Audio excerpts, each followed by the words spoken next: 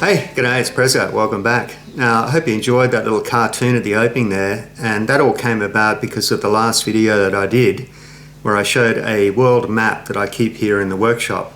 And for some time now I've been asking viewers if they would send in their location in the world, and I've simply been pinning that on the map. And after the last video I've got a whole bunch of new locations, some really strange ones, and I want to show those at the end of this video. And the gentleman that sent me that cartoon is named Tony Lurie. Tony is a model aircraft fanatic, and he's also a very talented illustrator. And he does those cartoons on an old Apple iPad, just using a sort of a legacy drawing app. And he draws all of that detail just on the screen with his finger. And I love his sense of humour. It's very oblique, and I also really admire his skill making those cartoons. So much so that I asked him to give me some lessons. And I've been having a bit of a practice here, just finishing off a sort of a self-portrait, and I'm using the camera monitor to get the details of the hands right, because they're always the hardest part to do. So I'm just going to finish this off now. Just add a bit of colour, a few flourishes, and I think we're done. Now, I don't want to brag or nothing, but I reckon I'm getting pretty good at this, so I'm just going to show you. What do you think? I know! The likeness is uncanny, isn't it? That's the next Archibald Prize winner right there. Anyway, that's enough of that. Let's see what we're doing in today's video. Okay, the primary purpose of today's video is to make up these two brass castings. Now, these are decorative elements that go on these Art Deco inspired wall lights. Now, I'm making a pair of these, and there's a playlist up above there now, and you can go back and watch the first 3 episodes in this build, in which I make all of the brass framework for this light and the top and bottom covers. And in the last video I also made up these cores for the castings. Now, these are a sand and epoxy core. I prefer to use that rather than sand and sodium silicate. It's just a bit easier for me to manage in this workshop. This is the split pattern that we'll be using to make the castings, and this is 3D printed in PLA, and it's been filled and painted to give it a smooth finish. So the cores will go in the place of the core print in the moulding flask, and that will make these two castings hollow, and that just makes them a bit lighter, and also hopefully reduces the amount of shrinkage that I'm likely to get working with brass. So that's what we're doing. Let's go ahead and get one of the flasks rammed up and just see how we go.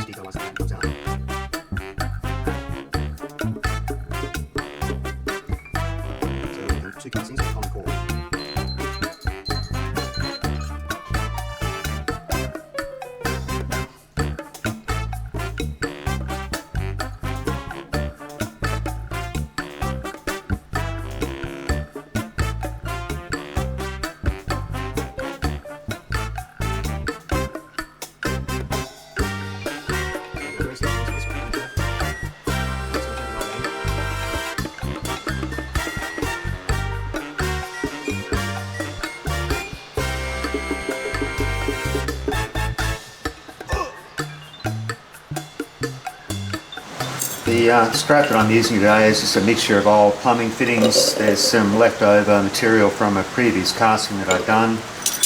What's that? An old doorknob, cupboard knob, and I've got some brass sheet scrap which is left over from the rest of the light build. So I'm not really bothered about the machining qualities of this material. I just want it to be easy to electroplate.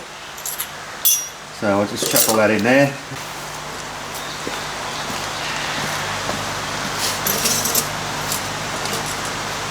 And of course it's raining, so I'm going to have to do this just inside my garage door.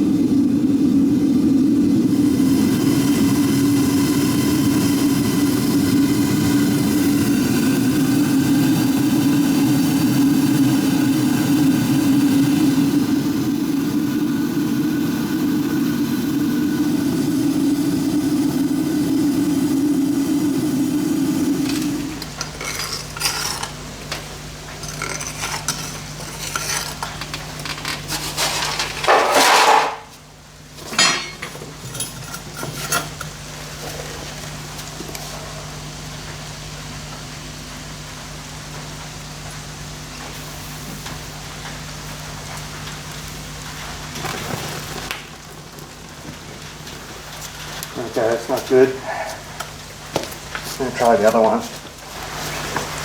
With the second one, I said I wasn't going to do it, but I think the first one froze before it got all the way across. This one at least came up the riser, so I might have at least one good one. But I've got one spare core, and I've got enough brass, so that's not a problem. This other sort of open mould here is for another project that I'm doing. I just want some brass square bar. Figured I might as well do it at the same time. But yeah, it's always the way, you know, best laid plans and everything. Anyway, we'll break them open and see how they go in about 20 minutes.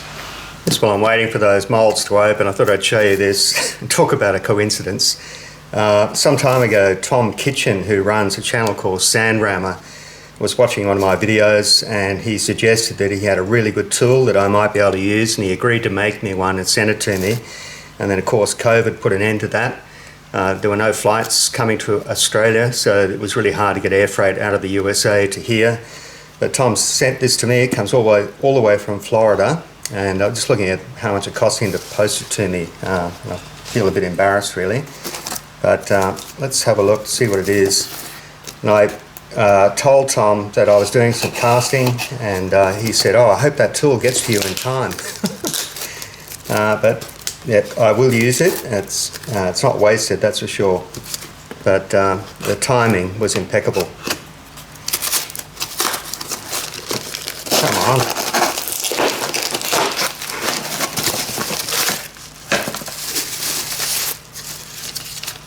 So I got a little handwritten note. Here is the wrapper you need to make your job easier.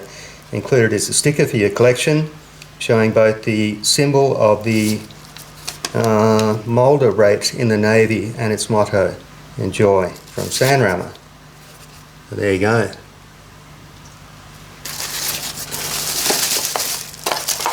Alright, and it's a casting, of course.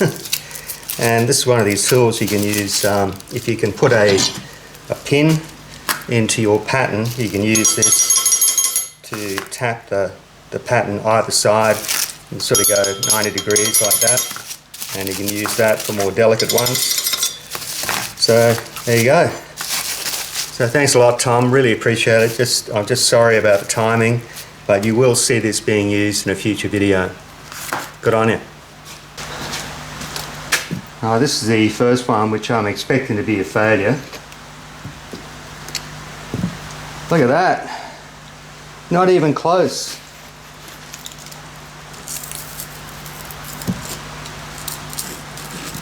Maybe I can reuse that core. Oh geez, Mark. Yeah, that just froze off before it even got anywhere near the back of the cavity.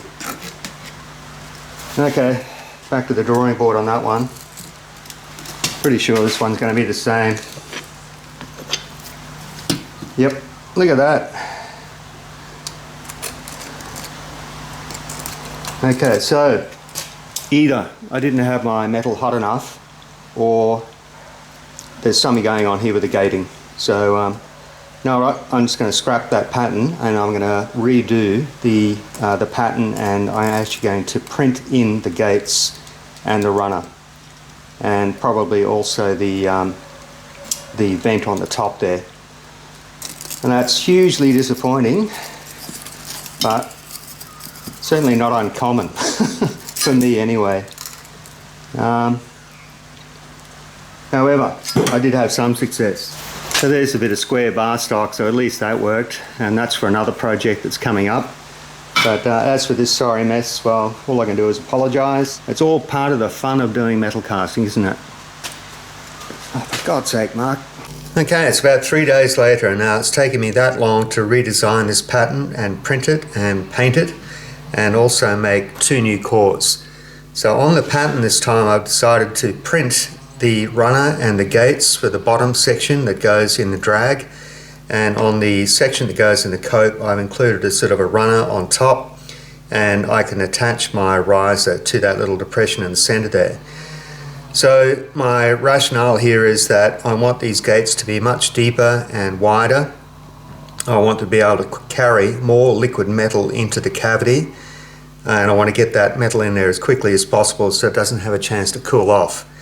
And at the top here, I want to have plenty of volume so that as the metal rises up the riser, it will actually stay hotter for longer. All right, that's my theory. We're going to test it out and see what happens.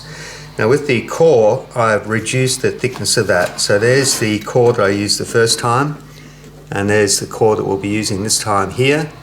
And as you can see, these are smaller. It's still enough to lighten the finished casting, but I'm hoping it won't obstruct the metal quite so much as it goes into the cavity, and it's able to wash around the outside of the core and come up through the riser. Alrighty, so I'm going to go ahead and I'll get one of these done, and I'll bring you back when we're almost ready to pour the metal. This sand that I'm using here is a K-Bond sand. Now this was sent to me by a viewer from the United States. He asked me not to name them on the channel and I said that's fine, I'll do that. But I appreciate the fact that he sent this all the way from the United States. Now K-Bond is a bit like Petrobond, and what he sent me was the binder and the catalyst, and what I had to do was go and buy the sand and the oil. So the sand is just that play sand that you can buy from the local hardware store, and I dried that out and then I sieved it. I got rid of all of the large lumps and the organic matter that was in the sand.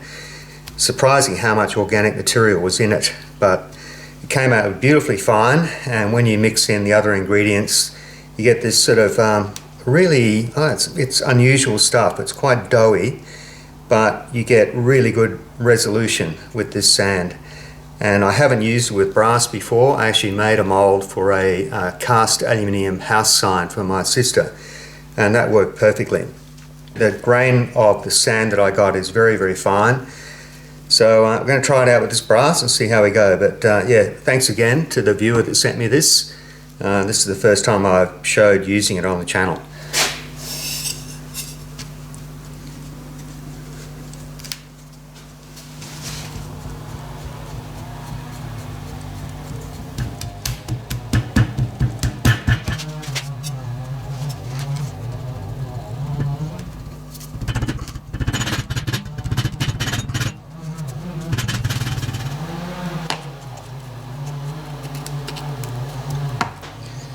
So what I can do here is I can insert this piece of copper tube here.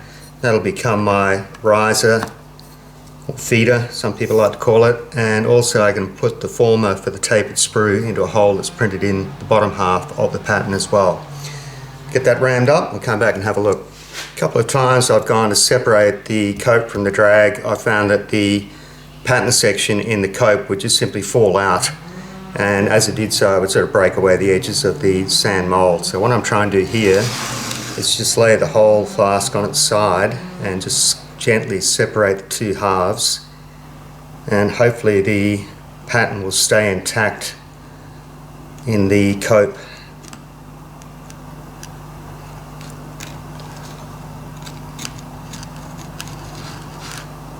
Okay, that's worked. So there's the section of pattern still in the drag, and I've got the section of pattern in the cope. Alrighty.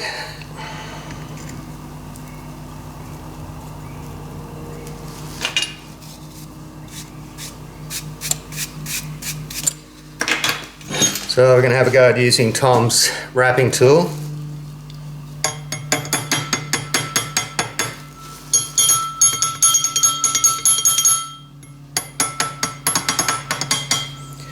If you look really carefully, you can see a gap open up all around the pattern, and you see the sand grains sort of vibrating as you wrap that pattern loose. Now the hard part with my hands is actually getting this out. I've got really shaky hands.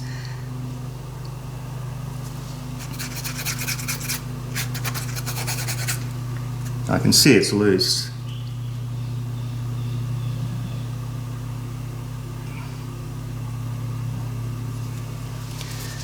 Okay, so that section's more or less done. I'll blow the sand out of that. And yeah, the definition on that's really, really nice. It sort of holds together beautifully.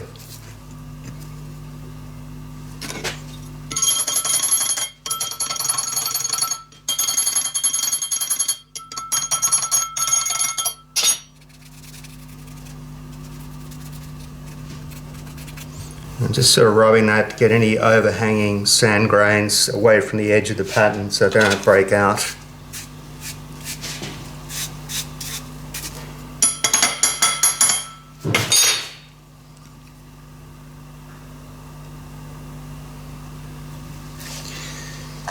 Okay, so let's get this baby together and we'll get it over to the furnace. Now the other day when I was melting the brass, I noted it took nearly an hour to get that brass up to temperature, and what was happening was the propane cylinder was starting to freeze. So it was a very cold day and it was raining. What I'm going to do today though is I'm going to put a tub of warm water there, and if necessary I'll put the propane cylinder in that, and hopefully that'll stop it freezing up. And the other thing I've got to do is get the temperature of the brass much, much higher. So I think part of my problem was that I poured too early, and I've read that the pouring temperature for brass needs to be between 1100 and 1160 degrees. And my pyrometer maxes out, I think, at 1000 degrees. But I'll try it anyway. It's possible I'm going to ruin the pyrometer, but I don't want to pour this cold. Okay, I'll see you over at the furnace. Round 2, fight!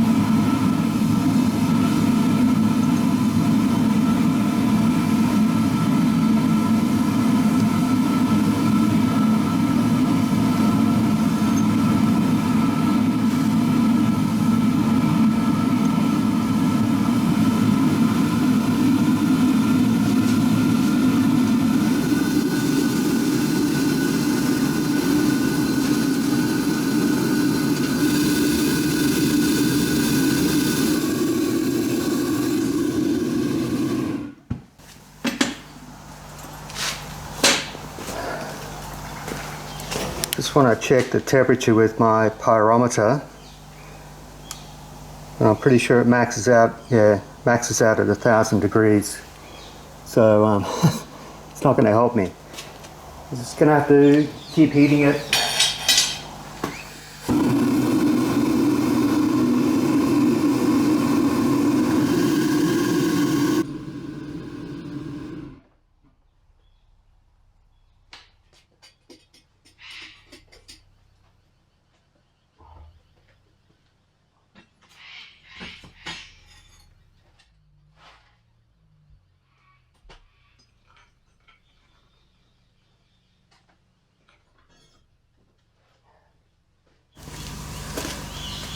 Okay, wish me luck.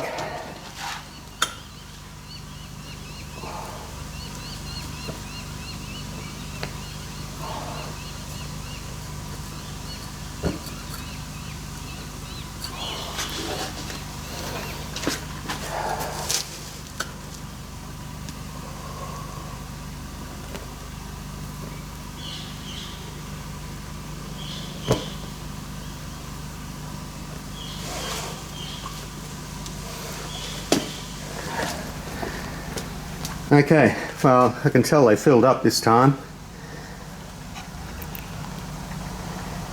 Don't know, I'm quietly confident.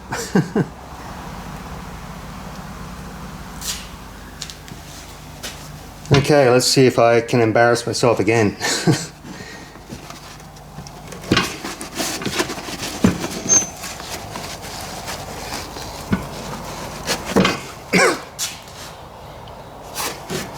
You know what? I think that worked.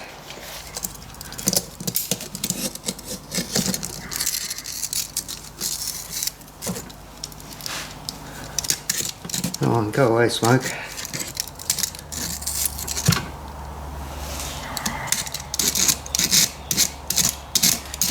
I think we got a winner, folks. There's the core in the center, which is sort of collapsed, which is sort of what you want. When I was chatting to Sandrammer, he said that if the core is too rigid and it doesn't burn away or collapse, it means that as the brass shrinks you can get cracks in it. But I think that's done its job. It's actually held the metal up, but hopefully stopped it from cracking. Okay, I'll get this one cleaned off and I'll show you a closer look.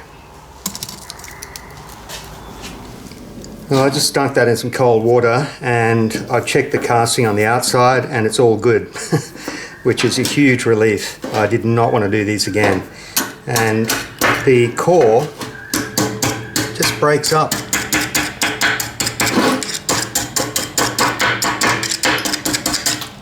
Quite easy to remove.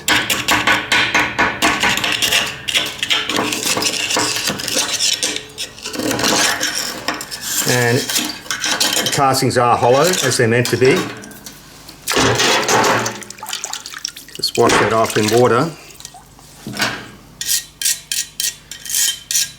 But I can't see any defects in the outside of the casting at all. The cavity, or the core, or where the core made the cavity, I'm not too bothered about that. And I've already checked the other casting, it's good.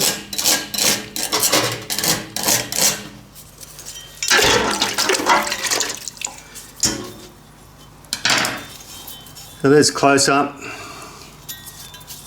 There's the top side. You see how clean that casting is. That will be very easy to tidy up and polish. So the other one, same. I've given that one a bit more of a clean. But let me cut off the gates and then we'll have a close look inside. Well, there we are. So this one here, I just cut the gates off. That's all I've done to it. I washed it, of course. And you can see that where the core was inside there, the dimensions are absolutely perfect. So even though that core had broken up, I mean, that's what it looks like when you take it out and break it up with a screwdriver. But it's held up long enough to form that cavity. So the heat, the residual heat from the molten metal breaks down the core and it just falls out, but it stays there long enough to do its job. So that's fantastic. Here's the other one. Now this one I've just done on the wire wheel and a Scotch-Brite wheel, just to give you an idea of what the finish looks like without too much dressing. So super happy with that. And I checked it all over. There's no cracks, there's no shrinkage, there's no defects anywhere. So that K-Bond sand did a fantastic job. Now of course I need to machine this lump off here and do the same there. And I need to machine these two surfaces square to each other and flat.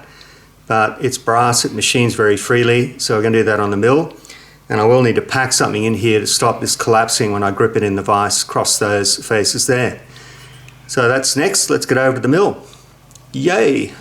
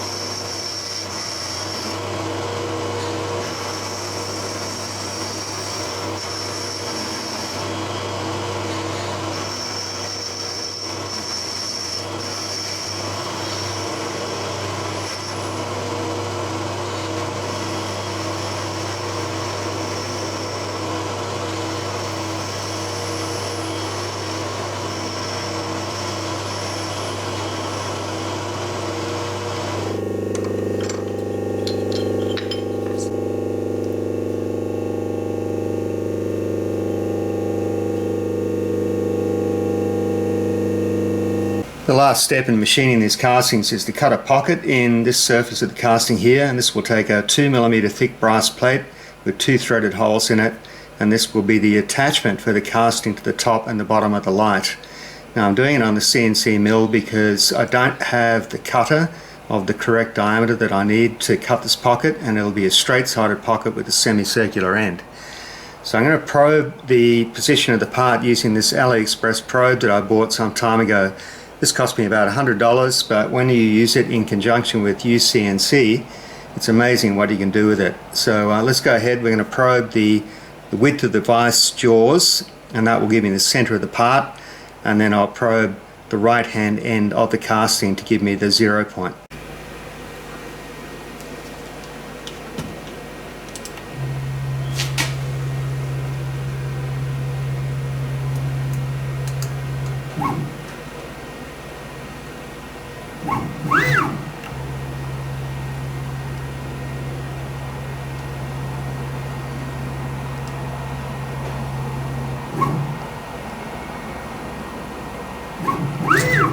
Okay, that's zeroed out, center in Y, so now I'll do this extra probe in X.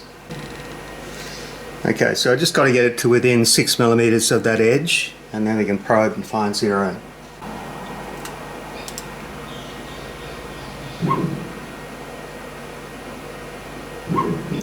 So I'd show you the probe screen on UCCNC. There are 2 pages of ways that you can probe.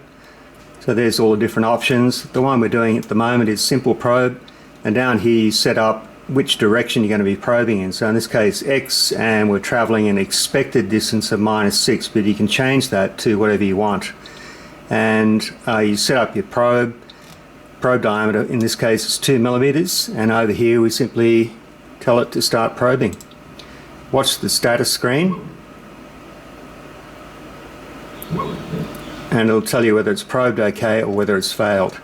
And as it does that probing, it automatically backs off and then zeroes the axis that we're working on. So in this case we're working with X, and it's backed off 3.6mm roughly, but zeroed at the point where it touched.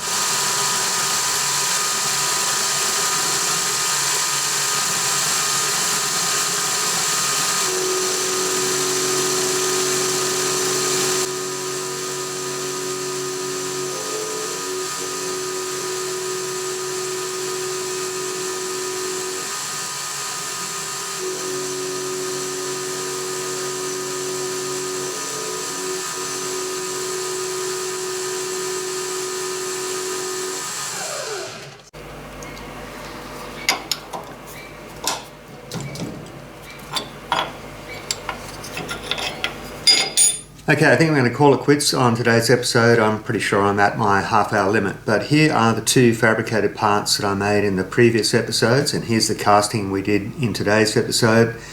And this casting is going to get attached to the riser, this part here, via these 2 holes. Now this is a small brass plate which I've just hand cut basically to fit into the pocket that we just did on the CNC mill. So that will sit in there. We're going to soft solder that plate into the casting. It'll have 2 drilled and tapped holes to match up with these 2 holes here, and then I can screw the casting to that plate, and I think we're going to assemble these 2 fabrications with soft solder. Then it's all going to get electroplated. So that's where we're at, and I think it's starting to look a bit Art Deco. And in the next episode I'm going to go ahead and start polishing all of these parts. And here's a sneak preview. So here's one I've already done, and I'll show you how I did that. It's not finished, but it's very close, and I think that's looking pretty good. So overall, I'm super happy with the way these castings worked out, despite the shaky start. I think it's worked out quite well. Well, thanks for hanging in. I know that's a fairly long video, and I did say I'd look at the map, so I'm going to try and do this fairly quickly. I've got a big long list of locations here, and rather than show you every single one, I thought I'd show the more interesting ones, and I'll scroll all the others up the screen, and hopefully you'll see your location there. Okay, let's have a look. Okay, first cab off the rank, we got Transylvania in Romania. Now, it's not a made-up place, it really exists. Okay, we got Tipperary in Ireland, San Diego in California, In amongst this forest here, we got Tilsonburg in southern Ontario. Got Invercargill in the South Island of New Zealand. Cairns in North Queensland. We've got Emerald in central Queensland and a place called Carragara Island just off Brisbane. Okay, Gothenburg in Sweden. Also got this place up here in Finland. Probably going to ruin the pronunciation of this. I think it's Degeravagen, Inku, Finland.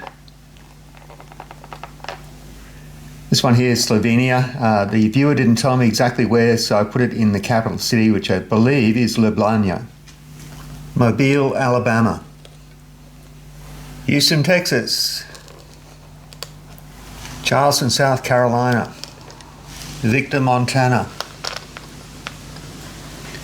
Victoria in British Columbia.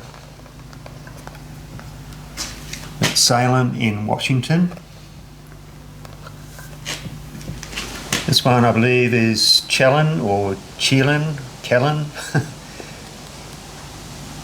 But yeah, Kellen, Washington. Let's go with that. Deer Park in Houston. Apache Junction in Arizona. Now Pahrump, Nevada. Hope that's right. Pahrump. Woodbridge in Virginia. Now there are a lot more in the USA, and I put pins in now and I can't even find them on the map anymore. So if you see your pin there, I've done it. If you don't see your pin there, by all means let me know and I'll try to make it good. But yeah, this whole area is getting very, very full, as is Northern Europe. So I want to hear from people in Africa, South America, more people in Canada, and certainly Central Asia. Yeah, that'd be great. Well, I'm going to wrap up here. It's getting late. Thanks for joining me in the workshop today. In the next episode, we're going to get on and do some of the assembly and the polishing, and then after that, we'll get into the electroplating and the final assembly. So it's Prezzo signing out for now. Join me next time. See you later.